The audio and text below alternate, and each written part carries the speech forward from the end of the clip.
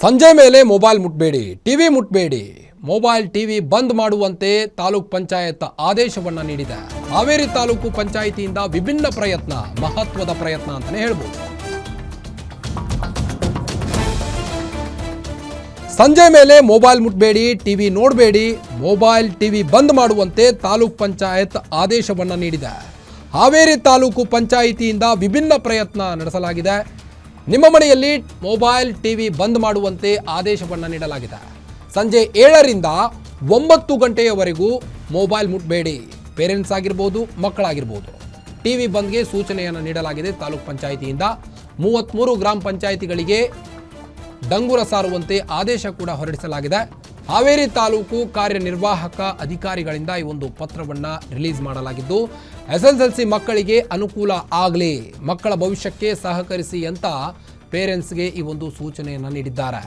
ಸಂಗೂರು ಕಂಚಾರಗಟ್ಟಿ ಗ್ರಾಮದಲ್ಲಿ ಡಂಗೂರವನ್ನು ಈಗಾಗಲೇ ಗ್ರಾಮ ಪಂಚಾಯಿತಿ ಸಿಬ್ಬಂದಿ ಸಾರಿದ್ದಾರೆ.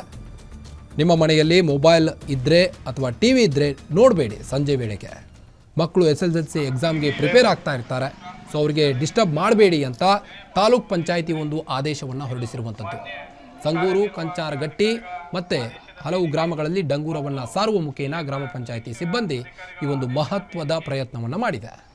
SSLC ಮಕ್ಕಳ ಪರೀಕ್ಷಾ ಸಮಯ ಹತ್ತಿರ ಇರುವುದರಿಂದ ಮನೆಯಲ್ಲಿ ಮಕ್ಕಳು ಓದುವ ಅಭ್ಯಾಸಕ್ಕೆ ಅಡೆತಡೆ ಉಂಟಾಗುವ ಮೊಬೈಲ್ ಫೋನ್ಗಳನ್ನು ಹಾಗೂ ಟಿವಿಗಳನ್ನು ಸಾಯಂಕಾಲ 7ರಿಂದ 9 ಗಂಟೆಯವರೆಗೆ ನೀವು ಪಾಲಕರು ಸ್ವಿಚ್ ಆಫ್ ಮಾಡಿ ಮಕ್ಕಳ ವಿದ್ಯಾಭ್ಯಾಸಕ್ಕೆ ಅನುಕೂಲ ಮಾಡಿಕೊಡಬೇಕಾಗಿ ಮತ್ತೊಮ್ಮೆ ಎಲ್ಲ ಪಾಲಕರಲ್ಲಿ ಸಂಗೂರು ಗ್ರಾಮ ಪಂಚಾಯತ್ ಕಾರ್ಯಾಲಯದಿಂದ ವಿನಂತಿಯನ್ನ ಮಾಡ್ತಾ ಇದ್ದೇವೆ.